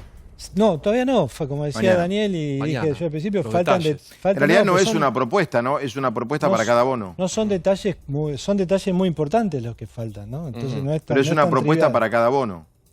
Es una propuesta que implica la emisión de algunos, la emisión de varios bonos bajo ciertas circunstancias. Claro, ¿no? Pero cada bono tiene una explicación. Claro. Sí, todos los bonos en moneda extranjera en principio son elegibles. Estos se refiere a los que están gobernados por legislación internacional, pero será aplicable a lo que se dijo antes, que es la legislación local. ¿Y qué nivel de aceptación es requerido? Me parece que lo que decía Fabián, Daniel, era los nuevos bonos, ¿no? Sí, bueno, yo lo entendí de las dos formas, por eso aclaraba lo dijo lo nuevo. Está bien. No, ¿y qué nivel de aceptación sería requerido? Bueno, también depende del bono. Depende, hay dos tipos. Y acá hay maneras también, yo creo, aclarando también, por ejemplo, para extender el plazo de pseudogracia que referían hace un rato de los 30 días, después del 22 de abril, se requiere una mayoría, una votación, digamos, de poco más del 50% por bono en general. Y esto es lo que acaba de proponer Ecuador hace unos días, de extender un plazo de gracia para permitir una negociación y evitar caer en el default, siempre y cuando una negociación se esté Voy a hacer bien. una pregunta no técnica que haría Diego Brancatelli, pero no por no técnica, equivocada, pero me parece que mucha gente puede estar en la casa pensándola. Yo les voy a hablar con el corazón. Luis Seco y Daniel Marx me van a contestar con el bolsillo, porque así corresponde. Vos acabas de decir un plazo de gracia, mirarnos con otros ojos, agrego yo. El mal momento financiero del mundo producto del coronavirus no puede ayudar a que nos miren con un poquito mejor de ojos, en el sentido que nos animamos a hacer una reestructuración en este momento y en este contexto. No, me miran los dos, me mira Seco y dice, qué locura dijo. Sos un dulce. Soy un dulce, soy un... Qué amoroso. ¿Daniel? Yo creo que hoy se entiende un poco que los países y las empresas y las personas están bajo dificultades financieras. Y hay una actitud menos combativa en general, menos agresiva también del lado de los acreedores. Pero eso es general. Pero la Argentina viene de antes y Argentina no es un caso de esos donde apareció algo nuevo, inesperado, y la sacó del lugar correspondiente, sino ya venía sacada. Hoy las perspectivas para los próximos meses son que la capacidad de pago en general está disminuida, pero después cuando vuelve a la normalidad es lo que van a tratar de discutir, porque estamos hablando de plazos de algunos bonos y varios que se van a llevar, si no están ya, en varias décadas. Claro, pero retomando el razonamiento de Fabián, lo que sí la Argentina, como usted dice, Daniel Marx, era un caso, si se quiere, casi único, pero hoy, con el coronavirus mediante, se visibilizan, usted mencionaba recién el caso de Ecuador, otras situaciones que podrían aparecer como similares. Entonces me parece que aparece un panorama un poco diferente, porque nadie piensa que cuando la pandemia deje de estar tan presente en el mundo, lo que vaya a quedar no sea, bueno, en muchos casos, una situación financiera muy compleja para muchos otros países también, ¿no? Sin duda, pero eso además requiere llevar a una solución que la gente entienda como buena, de deudor, acreedores, población, etcétera, en el corto plazo. Si no se ocupan de otras cosas, ya problemas no faltan en estos momentos. Ahora, usted decía recién que hablaba de cuando la situación se normalice, ¿no? La economía se empieza a desarrollar. Yo sé que faltan múltiples factores y bastante inciertos en este momento, como por ejemplo qué va a pasar con la deuda. Pero la gente quiere saber en su casa cuánto tiempo o qué tiene que pasar para que empiece de alguna forma a encontrar la luz al final del camino. Entonces se los pregunto a los dos. Pero... Sí, está bien. Yo creo que dentro de todas las dificultades, en los próximos meses, todo indica, nos espera una cosecha muy buena. Uno dirá, bueno, Argentina siempre termina dependiendo de las cosechas. En parte es cierto. Esperemos que en el futuro dependa de otras cosas también y que aporten. Pero eso va a dar algo de alivio. Eso puede estirar un poco el plazo con una entrada de divisas que favorece a que no se sienta uno tan restringido. Pero el golpe total de la economía va a seguir, porque el campo aporta las divisas, pero sectores como que van desde petróleo y gas hasta lo que puede ser mucho de los servicios, mencionaban restaurantes, turismo, etcétera, van a sufrir, y eso ocupa a mucha gente. Entonces, yo creo que acá hay que prepararse para un periodo donde las dificultades van a aumentar, pero también prepararse para cuando estas dificultades se puedan superar, la recuperación sea mucho más rápida. Daniel, y esperemos que sean unos meses nomás, pero no estamos seguros. Ojalá. Daniel, cumplís años hoy, ¿no? Me dicen. Así es, gracias. Bueno, o sea, te estamos interrumpiendo en tu cumpleaños, te pedimos disculpas enormes. Así que feliz cumpleaños. Lo festejo con ustedes. Lo festejás con nosotros. Está acompañado de la cuarentena, no sabemos. Feliz cumpleaños. Un cumpleaños virtual con nosotros. Daniel, la verdad, un gusto que hayas salido con nosotros, en serio. Un abrazo enorme. Igualmente, gracias. Gracias. Daniel Marx, bueno, uno de los hombres que más sabe, que luchó mucho para que Argentina Además, viste entrase en default en el 2001 muchísimo. Qué tipo prudente y sensato que es. Sí. Además de ser un tipo honestísimo. La verdad que es un Igualmente quiero un tipazo que trató de que Argentina no entrase en default. Muy lúcido. Quiero contestarle algo que dijo Carolina recién. El día después, porque ahora es cierto lo que dice Débora, ahora el default, bueno, es un lío el mundo, ¿quién va a prestar atención? Daniel creo que hizo el punto correcto, dice, bueno, Argentina ya venía con este problema, era un poco lo que planteé al principio, ¿no? Veníamos con un montón de cosas que van a sobrevivir a la pandemia, pero el día después, en default va a ser mucho más duro. Eso es lo que hay que entender, o sea, por ahí pero me parece que el gobierno lo tiene claro esto, Luis. Me parece que el gobierno lo tiene claro. Bueno, pero digamos, si lo tuviera tan claro, trataría de recuperar el crédito más rápido, hacer solo énfasis en el alivio. Es decir, no puedo pagar, no tengo con qué. Escuchemos al presidente. Quiero contar, acá está la placa del dólar. La verdad hay que decir esto, discúlpeme, señor Vilouta, el dólar blue, ¿dónde está? Venía muerto. Vilouta sacó el tema anoche y el dólar subió a 100. ¿Y por Vilouta? Subió a 10 puntos el dólar, por culpa de Vilouta. Dejemos de decirle dólar blue y que sea el dólar Vilouta. Acá Vilouta anoche pregunté acá a todos mis compañeros si alguien le quiero comprar un dólar, ¿a cuánto me lo venden? Y ustedes me pusieron 90 te dijimos. Vos estabas a los 90. Unos precios pusieron de 90 para 120. arriba. Me vendían ustedes ayer. Ayer te vendíamos a 90. ¿Y 91, 98. ¿Y cuánto vale mañana? Hubiéramos perdido porque está 100. Mirá, menos mal que no te vendimos anoche. ¿Antes de las 12 o después de las 12? Claro, depende. Bueno, pará, tenemos el presidente. Escuchemos el presidente que habló. Perdón, no hemos hablado ni pío de la foto del año. La foto del año, sin duda. No hemos dicho nada. No la foto del año, ¿la tenés a mano antes de...? Dale. La foto del año porque había... A mí en lo particular no, pero hay un montón de colegas que están... ¿Dónde está Cristina? ¿Dónde está Cristina? Bueno, apareció Cristina al lado del presidente. El que está con barbijo...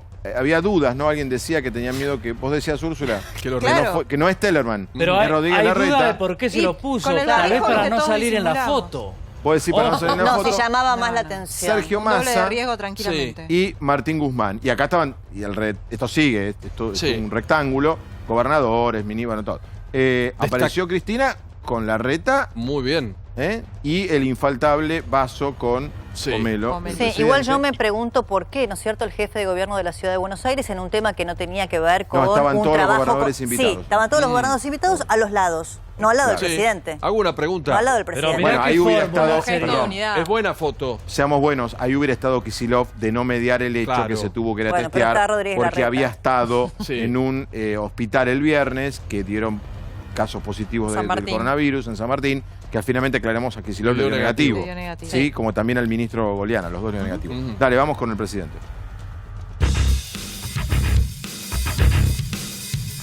El gobierno propuso empezar a pagarles la deuda a los bonistas en el 2023. La propuesta fue anunciada en una conferencia de prensa por el presidente Alberto Fernández y el ministro Martín Guzmán. Nos propusimos hacer lo mismo que hicimos con Néstor allá por el año 2003, cuando nos hicimos cargo del gobierno, que también heredamos una situación en aquella de default explícito. Esto es una suerte de default virtual.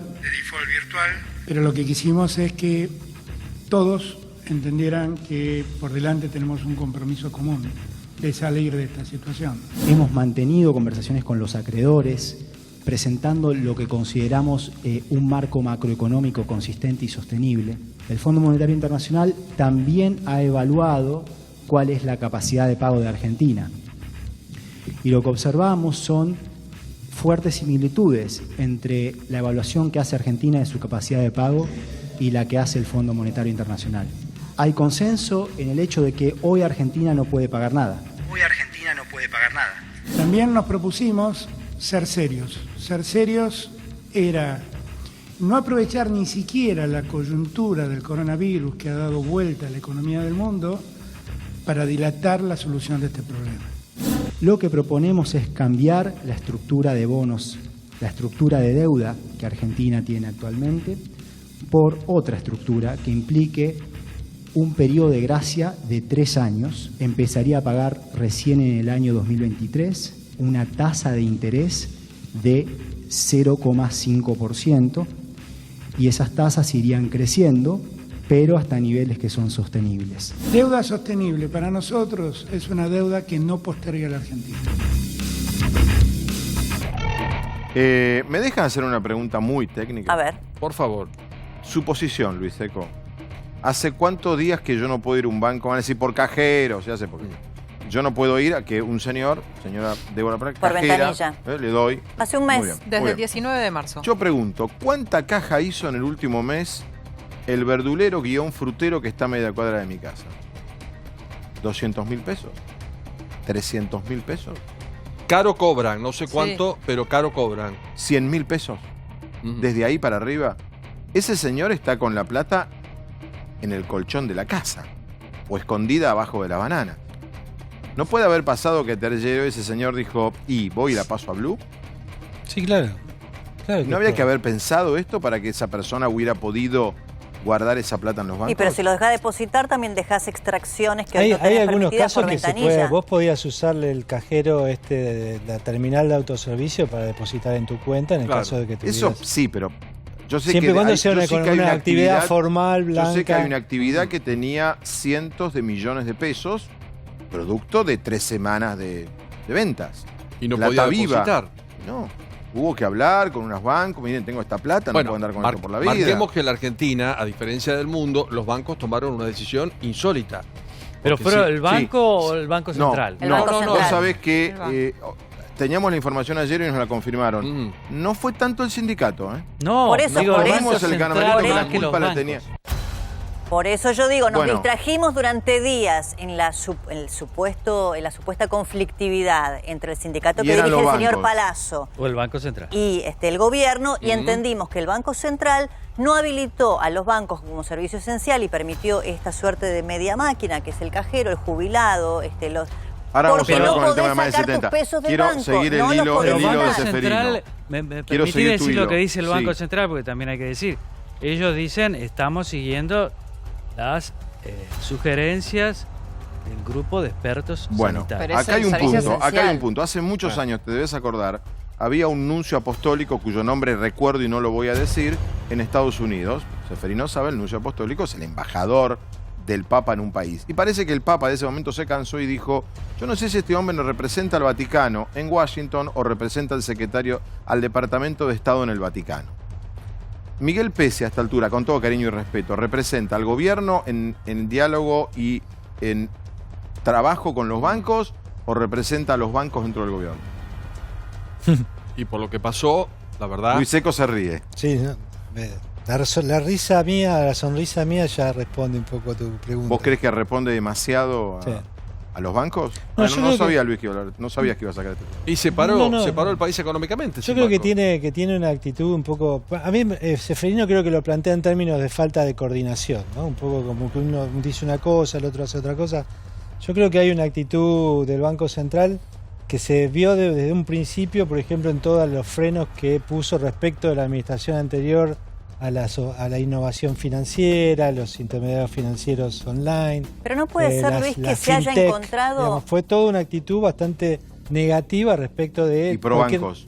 En general, pero desde que Pese está en el central. No puede ser que el Banco Central haya encontrado, y el gobierno también, en la misma sintonía, que esta discusión respecto del servicio esencial o no del funcionamiento bancario le había servido como una herramienta fantástica para evitar que haya más pesos dando vueltas por la calle, porque hoy vos solo tenés un límite de extracción por cajero bastante exiguo, bueno, pero tenés menos. Si vos le das la libertad absoluta al que tiene un plazo fijo de, 550.000 pesos de retirarlos del banco, tenés más circulante aún. Y tenés un problema no solamente con la inflación, sino con el blue. Entonces me parece que hay una herramienta ahí. Si querés, fortuita, encontrada serendipity. Vos decís un corralón encubierto. En el conflicto. Así que hubo un corralón encubierto. Esa es la interpretación de bancos. ¿No? Varios bancos interpretan eso. Ellos dicen, miren, para nosotros lo que pasa es que encontraron la fórmula de impedir que ese dinero se vaya al dólar blue, que es un reflejo bien argentino. Cuando vos ves que tenés problemas, sacás los pesos y te vas al dólar que puedas comprar. Estamos hablando de un tema muy técnico. Recordemos que el que tiene... hay gente que le sobra plata en Argentina. Es poca, ¿eh? Se asombrarían. Vi 2 encuestas y la gente que ahorra en Argentina transita en el orden del 7 a 8%. Y los que ahorran en forma habitual es el 3 o 4. Muy poca gente. Pero esa poca gente es plata. Y mucha. La cuestión también es la tasa. Esa gente tiene un plazo fijo. La tasa le bajó mucho. Dice, no, esta tasa me voy. Es el viejo dilema, si te vas pero a hoy no podés, hoy no se puede banco también. Tampoco hubo banco también y te vas a comprar el dólar blue. Tampoco hubo una vocación de ver gente en la puerta de los bancos empleados gritando queremos trabajar, porque exponemos a las cajeras en los supermercados, exponemos a los choferes en los colectivos, a los guardas en los trenes y parece que el coronavirus está normal. Pero a ver, reconozcamos el trasfondo económico. Siempre en la Argentina, que tiene una historia inflacionaria y de compra de dólar compulsiva, si querés, por razones que ya todos conocemos, bien lícitas, pero por la economía y lo que significa el peso, pero la Argentina, que tiene una historia inflacionaria de compra compulsiva de dólares, tiene históricamente este mismo mecanismo. Macri, ¿qué hizo para sacar los pesos de la calle? Puso tasas al 70%. Ahora, ¿qué es lo que estamos haciendo? Bueno, ¿qué es lo que estamos haciendo? Igual, mantener la plata en los bancos. O sea, vos decís que tendría que haber un banco central más dinámico. Sí, en la historia esta de buscar culpables, porque todo el mundo busca culpables de por qué sufre. Siempre los bancos son como un, digamos, atractivo adicional, ¿no? A mí me parece que hay un riesgo muy grande y yo no creo que ningún banquero de Argentina le gustaría ser percibido como culpable de esta situación, porque después eso amerita medidas que pueden ser peores. Vos fíjate que hoy reapareció un proyecto de ley, que es el proyecto de ley que está llevando adelante Carlos Heller, que es un proyecto duro para el sistema financiero, que la mayoría de los banqueros de Argentina no quiere. Yo te diría que me parece que... ¿Que no va a salir? No lo veo con la fuerza que tenía hace 48 horas. Bueno, mejor. Ojo, capaz que digo esto y mañana. Pero digo, piensan que la cifra no mueve mucho. No, pero digo, vos creas todo un clima favorable, la culpa la tienen los bancos y después vas y regulás los bancos. Pero acá estamos diciendo que no son los bancos, que es el Banco Central y una decisión del gobierno que encontró una herramienta interesante. Por eso te digo, a mí no me gusta mucho esta idea de decir, bueno, son los bancos, No, es el Banco Central. Es un problema del Banco Central. A ver, ya vamos a volver sobre esto. Yo prometí que volvíamos al tema. Me explotó el teléfono. Miren que esta noche hablamos de todo. Sí, ese es el tema. Pero explotó el teléfono con lo que debe. Es de los adultos. Una amiga, Clara. Y no pasamos la segunda y tercera página. Dice, decí mi nombre. De tanto, a ver. Yo también. Te digo. Todos a favor de ustedes. Todos. Yo tengo 70. Tiene razón Débora. Todos criticando los considerandos el decreto y que impone el gobierno de la Ciudad de Buenos Aires. Y nos faltó leer la segunda y la tercera página. Y ahora lo vamos a contar. Que hay un apoyo a trabajemos y hagamos algo por los adultos mayores, ¿no? Creo que quizá lo que no está visto, por lo que leí, es la burocracia para poder salir. Que no está mala la idea de que no salga. Pero la burocracia puede ser disuasiva para que no salga. La idea de ir al encuentro de lo que pasa en la realidad me parece positivo. Es decir, si vos ves mucha gente moviéndose, no podés sacar solo el látigo, sino que tratás de ver. Pero esto me parece particularmente, hay un equívoco con los adultos mayores. Ahora, yo creo que sí que ellos tenemos que seguir con las cuarentenas, todos los que tienen más de 65 años. Riesgos. Y eso se tiene que hacer carne. Ahora, después hay un montón de dificultades, porque hay adultos mayores que pueden salir perfectamente. Pero ¿cómo convencerlo de que en realidad todo el esfuerzo que está haciendo el país, todo el esfuerzo, es básicamente por la población en riesgo?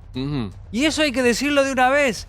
Nos importan tanto nuestros parientes, nos importan tanto las personas que tienen enfermedad, que todo este esfuerzo lo hacemos con gusto. Pero si ellos no se quedan ahí, no va a haber forma de salir bien de esto. Pero, y vamos a tener ¿ustedes creen que son los adultos mayores los que están en la calle ahora? Porque la verdad que yo lo que veo es que los adultos mayores, me parece que esto es subestimar a los adultos mayores. Porque los adultos mayores, por lo menos los que yo conozco y los que veo, se quedan en su casa. Y hoy que vi muchísima gente caminando por la calle, pero eran adultos mayores. Esperen que ya vuelvo. Ya prometí volver y volví con el tema y vamos a volver. Espérenme. Tren de repartir algunas responsabilidades. No nos olvidemos nunca de Vanoli, el autor intelectual del jubilicidio del otro viernes, ¿no? Digámoslo también. El titular del ANSES, ¿no? El titular del ANSES. 2 minutos para las 11 de la noche. Nos vamos con Mauro Gundín al móvil. Allí está Rosendo Fraga. Adelante, buenas noches. ¿Están ahí? Hola Sí, Fabián, buenas noches. Vos lo decís, estamos con Rosendo Fraga. Poco prólogo voy a hacer, lo importante es lo que pueda llegar a analizar él con ustedes en lo que respecta a este día. Rosendo, usted me decía en la previa, un día para analizar bastante desde todos los conceptos, ¿no?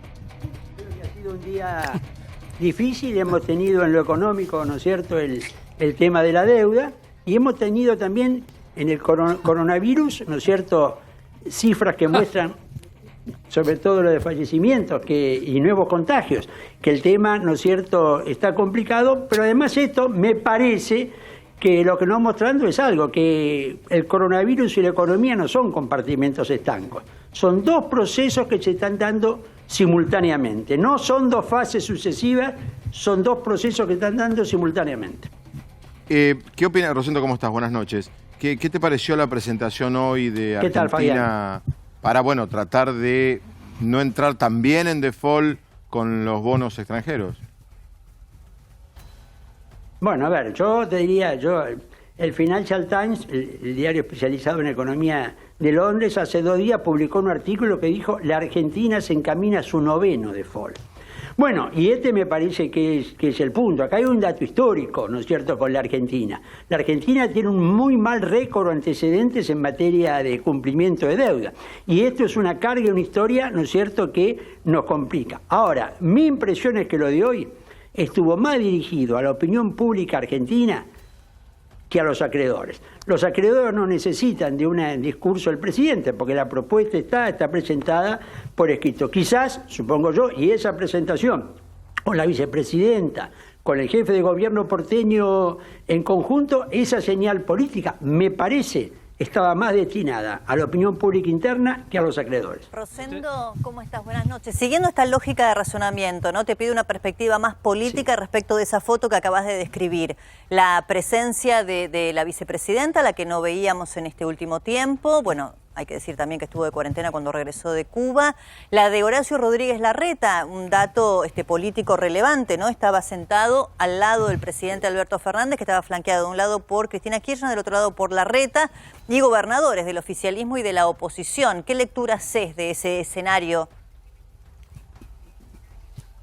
Yo creo que el presidente lo que trató de demostrar, y yo creo que lo logró, es el consenso político.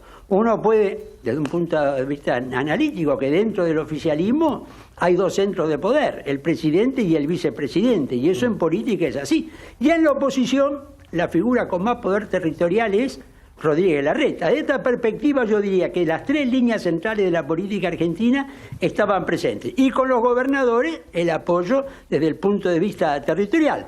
Pero vuelvo al punto, todo esto, que me parece que el presidente lo logró, mostrar un consenso político, su efecto es más para nosotros que para los bonistas. Y para afuera, ¿qué estás viendo o cómo crees que se va a encaminar eso? Y te quiero preguntar por el rol de la oposición, porque generalmente a poco tiempo cuando asume un gobierno la oposición se calla, pero ante semejante situación que tenemos como esta pandemia, ¿no ves muy apagada la oposición, digo, desde el punto de vista positivo, de colaborar, de aportar algo?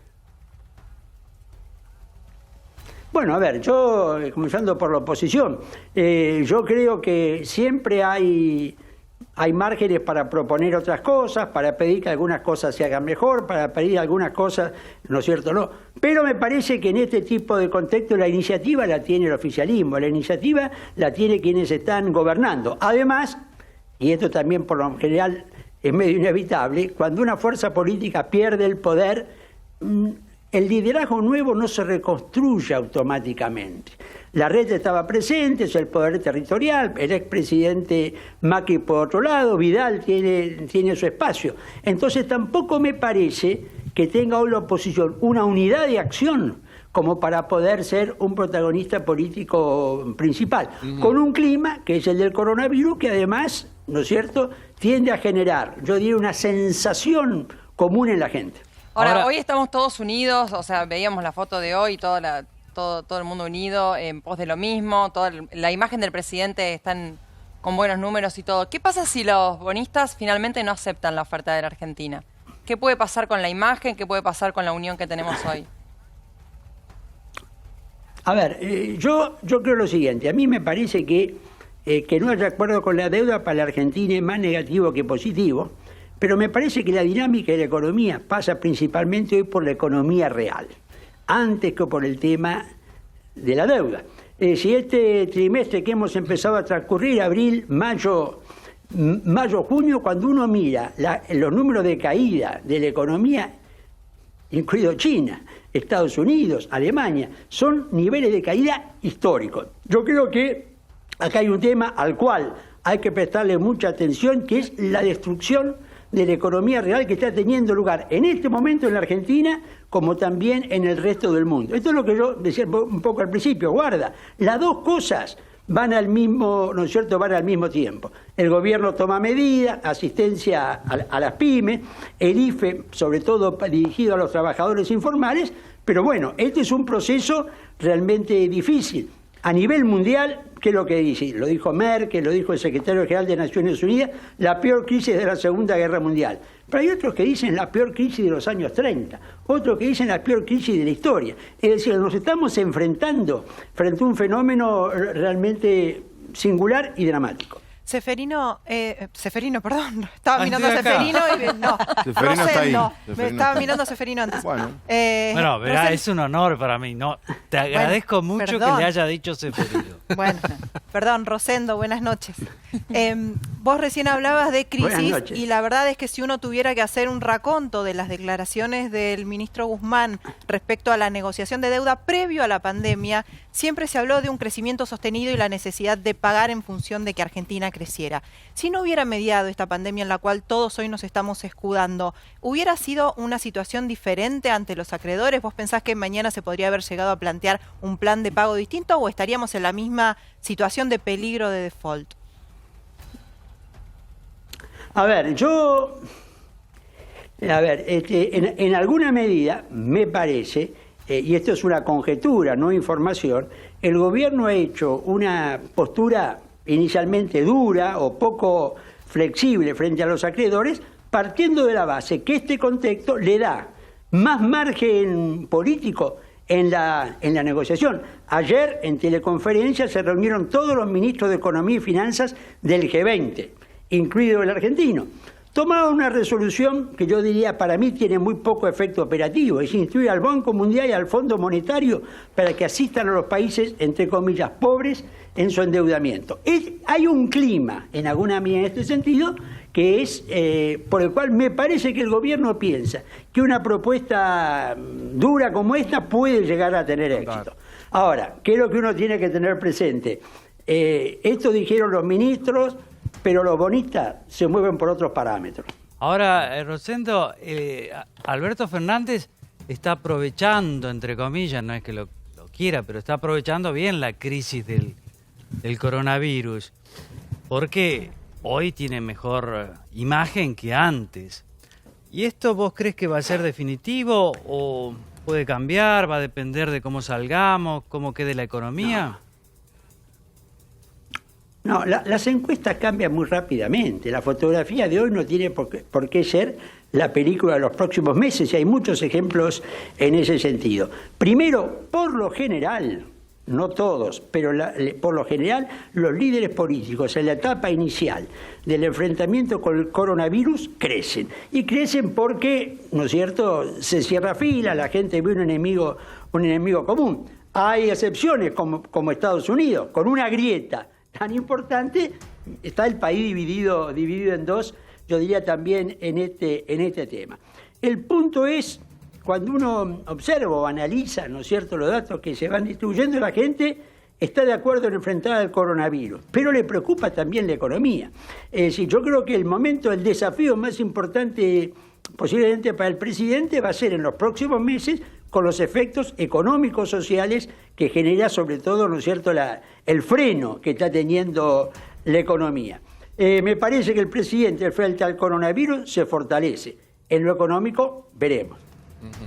Bueno, también dependerá mucho qué pasa con el coronavirus a nivel mundial y qué nos pasa acá, Rosendo, porque ya veníamos con una angustia económica muy fuerte, con tantos años de poco crecimiento, con la inflación galopante. ¿Te metés un poquito con la economía? ¿Vos qué crees que puede pasar con eso, más allá de la situación de coronavirus? Bueno, empecemos por el mundo. ¿Cuál es el dato más importante para el mundo hoy? Si hay o no segunda ola de infección.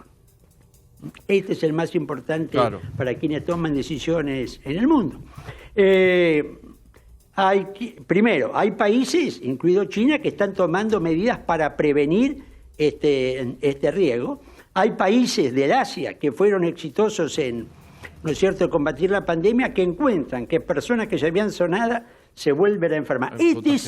Porque si eso se consolida, ahí el cuadro económico, ¿no es cierto?, se nos complica más. La directora ejecutiva, ¿no es cierto?, del Fondo Monetario, Kristalina Georgieva, tuvo, yo diría así, ayer, antes de ayer, una declaración sobre la Argentina, que bueno, es dura, pero vamos a ver. Es dura. La Argentina es un enfermo que esta enfermedad lo agarra con las defensas bajas. Como diciendo, mire, la Argentina está menos, fuerte, ¿no es cierto?, para enfrentar esta crisis económica que otros países. Debe ser una pregunta contrafáctica, pero con el problema de que todavía no pasó el hecho. O sea, las contrafácticas son cuando un proceso terminó. Él es especialista en historia contrafáctica. Ya lo sé, por eso le hago esta pregunta. Lo que pasa es que vamos a arriesgar sobre un riesgo en la pregunta. ¿No te parece que hay un torneo mundial por a ver quién anuncia la peor catástrofe sanitaria o económica cuando hace declaraciones?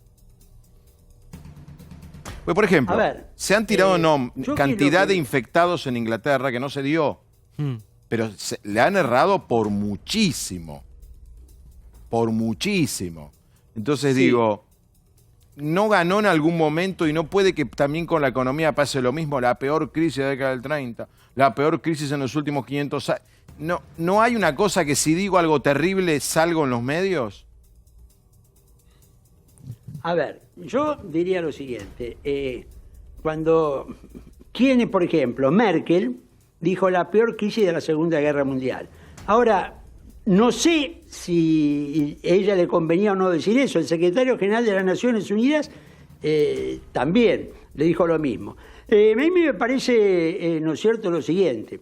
Hay veces, y esto muchas veces los británicos son especialistas en este tema, ¿no es cierto?, que uno pone por delante el peor escenario para que después, siendo menos que ese escenario, ¿no es cierto?, el efecto pasa a ser positivo. Claro. Si yo digo, por favor, el PBI va a caer 10% y después el PBI cae 3 o 4, eso me genera un efecto, ¿no es cierto?, de expectativa positiva. Y además, Rosendo, no puede ser también... Se hace. Sí, termina, por favor. No, entonces yo creo que esto puede pasar. Ahora, mi opinión es que, ¿no es cierto?, una pandemia de estas características no la hemos tenido por lo menos en un siglo, y una caída de la economía creo que va a ser importante. Acá el gran tema, de cualquier manera, no es la caída, y acá viene la comparación de los años 30. En los años 30, más que la caída, fue la depresión durante casi una década. ¿Cómo salimos? Claro, los años post-30. No rebotó. Sí. Claro, en esa década la economía estuvo parada toda la década. Así es. Rosendo, como siempre, gracias por esperarnos además, gracias por la clase, profesor. Mauro, gracias, buenas noches. No, gracias Fabián, gracias a ustedes. Un gusto. La verdad que hemos tenido Luis Seco, Daniel Maxi y Rosendo Fraga una noche. Nosotros, figuras. Nosotros nada, pero somos periodistas, ¿qué se puede esperar de nosotros? Hacemos lo que podemos. No se espere nada. Como dice Rosendo, no espere nada. El debate Plager de los adultos mayores de más de 70, que no van a poder salir, que tienen que llamar a 140.